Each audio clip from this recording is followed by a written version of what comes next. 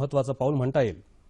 विकास योजनेत समाविष्ट केलेल्या क्षेत्रातल्या जमिनीचा बिगर कृषी वापरासाठीचा परवाना घेण्याची अट रद्द करण्याच्या राज्य सरकारच्या महत्त्वपूर्ण निर्णयाविषयी चर्चा करण्यासाठी महसूल मंत्री एकनाथ खडसे यांचे विशेष कार्य अधिकारी श्यामसुंदर पाटील आज आपल्या स्टुडिओमध्ये आले आहेत।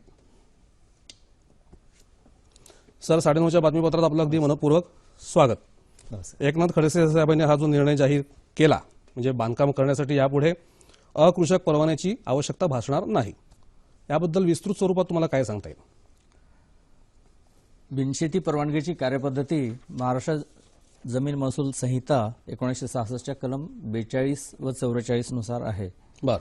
42 नुसार जमिनीच्या विकासाबद्दल परवानगी घ्यावी लागते आणि 44 नुसार एका प्रयोजनातून दुसऱ्या प्रयोजनासाठी जर बदल करायचा असेल तर जिल्हाधिकारी यांची परवानगी घेणं आवश्यक आहे। अच्छा, ही परवानगीची कार्यपद्धती वेळखाऊ होती। त्यातील वेळेचा अपव्यय आणि विलंब यामुळे अनधिकृत बिनशेती वापर करण्याची प्रवृत्ती लोकांमध्ये वाढत होती। हे विचारात घेता तसेच आता मेक इन इंडिया आणि ईज ऑफ डुईंग बिझनेस हे आपले शासनाचे अभियान आहे, त्याच्या अंतर्गत शासनाने अनेक पावलं उचललेली आहेत। त्यातील हे एक महत्त्वाचं पाऊल आहे। कलम 42ला 42 अशी एक सुधारणा करून त्यामध्ये विकास योजना प्रारूप किंवा अंतिम क्षेत्रामध्ये जो नियोजित बिनशेती वापर अपेक्षित आहे तर त्या वापरासाठी आता बिनशेती परवानगीसाठी जिल्हाधिकारी यांच्या कार्यालयाकडे जाण्याची आवश्यकता भासणार नाही। त्यासाठी जे काही संबंधित नियोजन प्राधिकरण असेल त्याच्याकडून बांधकाम परवानगी मात्र MRTP ऍक्टच्या तरतुदीनुसार त्याला घ्यावी लागेल। अच्छा, म्हणजे पूर्वी बिनशेती परवानगीसाठी वेगवेगळ्या NOCs, नंतर बांधकाम परवानगीसाठी वेगवेगळ्या NOCs, ही जी कसरत जनतेला करावी लागत होती ती आता करावी लागणार नाही। फक्त काय आवश्यक असेल तर तहसीलदारकडून एक ती सदर जमीन वर्ग 1 की वर्ग 2 आहे ह्याबद्दलचा दाखला ते सुद्धा देण्यासाठी तहसीलदारावर 30 दिवसात ते देण्याचं बंधन घालण्यात आलेलं आहे। अच्छा, त्यानंतर जिल्हाधिकारी यांच्या कार्यालयाकडे जर ती जमीन वर्ग 1 असेल तर जाण्याची आवश्यकता भासणार नाही। मात्र जमीन वर्ग 2 असल्याचं जर निश्चित झालं तर मात्र जिल्हाधिकारी कार्यालयाकडून NOC घेणं आवश्यक ठरेल। कारण वर्ग 2च्या जमिनी अशा असतात त्या एकतर शासनाने प्रदान केलेल्या किंवा भूसंपादन करून दिलेल्या असतात किंवा शासनाच्या योजनेअंतर्गत त्या सरप्लस ठरून त्या वाटप केलेल्या असतात आणि त्या सवलतीच्या दरात उपलब्ध करून दिलेल्या असल्यामुळे अशा जमिनी ज्या आहेत तर त्या संदर्भात जिल्हाधिकारी यांच्याकडे नजराणा किंवा देय रक्कम भरून नंतर NOC देण्यात येते। त्यासाठी सुद्धा 30 दिवसाची कालमर्यादा त्यामध्ये दिलेली आहे। तहसीलदारकडे जो अर्ज केला जातो वर्ग 1 वर्ग 2 तर ते करत असताना त्याने जमिनीचा वर्ग, भार आणि त्याचबरोबर भोगवटदार वर्ग कोणता आहे हे त्यामध्ये निश्चित करून द्यायचं आहे।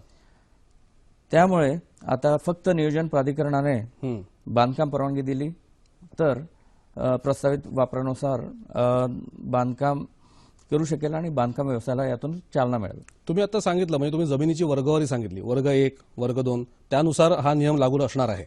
हे वर्ग 1 वर्ग 2 प्रकार नेमके काय आहे जमिनीचे? मूलतः असं तत्व आहे की सर्व जमीन शासनाची असते। आपण ज्याला आपण जमीन मालक म्हणतो ते म्हणजे एकतर भोगवटदार वर्ग 1 किंवा वर्ग 2चा असतो।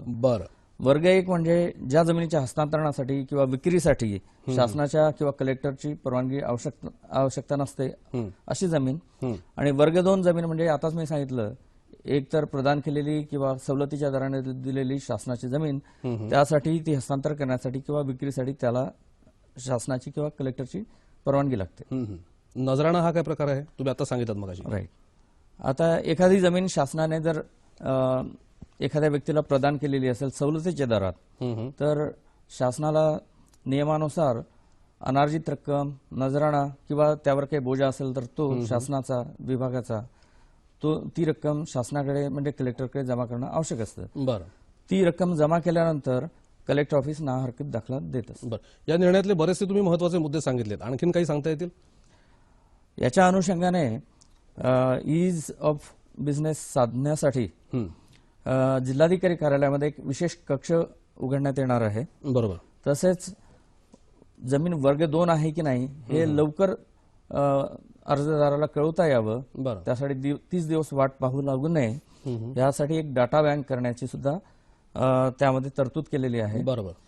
आणि ही जी काही कालमर्यादा 30 दिवसाची दिलेली आहे ती मर्यादा जर एखाद्या अधिकाऱ्याने जर मोडली बरं. तर त्याला शिस्तभंगाच्या कारवाईला सुद्धा सामोरं जावं लागेल. त्यामुळे त्याला ती मर्यादा पाळावीच लागेल. पाळावी लागणार आहे. त्यामुळे लोकांना वेळेमध्ये दाखले किंवा संबंधित तहसीलदाराकडून वर्ग निश्चित करून मिळण्याची आता शक्यता निर्माण झालेली आहे. बरं सर, मला असं सांगा, या निर्णयामुळे सरकारला फायदा होणारच आहे म्हणून सरकारने हा निर्णय जाहीर केला.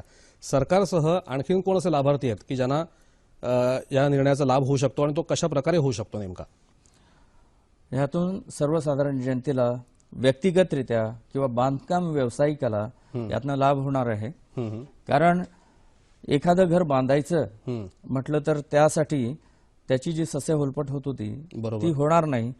त्यासाठी फक्त बांधकाम परवानगीसाठी एकाच ठिकाणी म्हणजे नियोजन प्राधिकरण जे की महानगरपालिका नगरपालिका असते बरोबर. त्याच्याकडे गेलं आणि त्याने त्याची पूर्तता केली, जे काही MRTP ऍक्ट मधल्या तरतुदीची आणि विकास नियंत्रण नियमावलीमधील जे नियम असतात त्यानुसार त्याने आराखडे सादर केले तर बांधकाम परवानगी मिळेल आणि त्याला लवकरात लवकर त्या जमिनीचा विकास करणं किंवा वापरात बदल करणं साध्य होईल. या निर्णयाचा गैरवापर किंवा गैरफायदा होऊ शकतो? मी थोडक्यात मला असं विचारायचं आहे की शेतकऱ्यांना काही लुबाडणूक किंवा काय त्यांची होऊ शकते का त्याच्यातून? अशी अजिबात शक्यता नाही. कारण काय की ह्या निर्णयामुळे जनतेची सोयच होणार आहे. बरं. ह्यामध्ये कोणत्याही शासनाच्या हितसंबंधाला बाधा येणार नाही याची दक्षता पुरेपूर घेण्यात आलेली आहे. कारण बांधकाम परवानगी हे नियोजन प्राधिकरण देणार आहे, ते विकास नियंत्रण नियमावलीतील नियमानुसारच देणार आहे.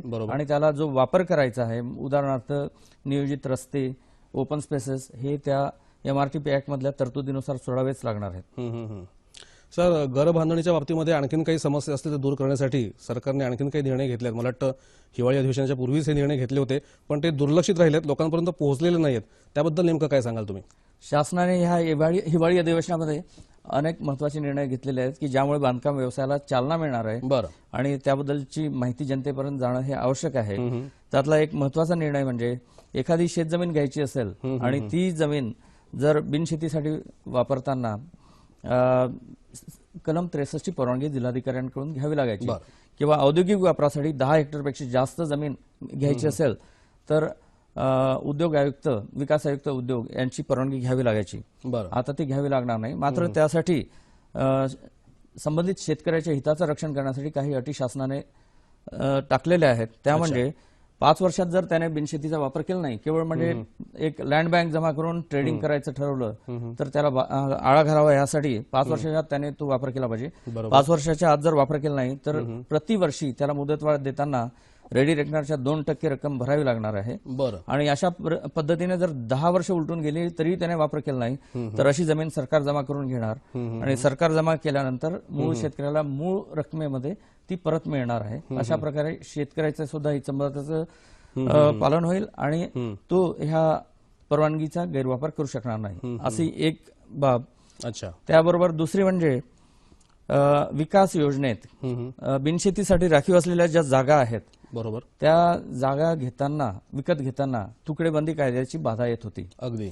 आता ह्या अधिवेशनामध्ये एक असा निर्णय शासनाने घेतलेला आहे की त्यामुळे ज्या बिनशेतीसाठी राखीव जागा आहे त्यामध्ये जर त्या व्यक्तीने नियोजन प्राधिकरणाकडे जाऊन लेआउट केलं किंवा सब डिव्हिजनची परवानगी घेतली MRTP ऍक्टच्या तरतुदीनुसार तर त्याला तुकडेबंदीची बाधा येणार नाही. म्हणजे प्रमाणभूत क्षेत्रापेक्षा जास्त जमीन त्याने खरेदी करणं अपेक्षित असतं तुकडेबंदी कायद्यानुसार, तर त्यापेक्षा कमी क्षेत्राची सुद्धा खरेदी तो करू शकेल. आणि त्यामुळे काही प्रमाणात अनधिकृत बांधकाम सुद्धा नियमित करण्यासाठी चालना मिळेल आणि गुंठेवारीला आळा बसू शकेल. अगदी श्यामसुंदरजी, तुम्ही फार छान माहिती दिलीत. खरं म्हणजे हा प्रश्न एवढा मोठा आहे, हा मुद्दा, त्याचा आवाका खूप मोठा आहे. त्याला या एवढ्या अगदी 8-10 मिनिटाच्या चौकटीमध्ये बांधणं खरं म्हणजे अन्यायकारक आहे. पण आपल्याकडे वेळेची मर्यादा आहे, तरी सुद्धा तुम्ही या एवढ्या विक्षिप्त काळमर्यादेमध्ये तुम्ही अगदी छान माहिती दिलीत, थोडक्यात दिलीत, लोकांना समजेल अशी दिलीत. त्याबद्दल आपले मनपूर्वक आभार. धन्यवाद.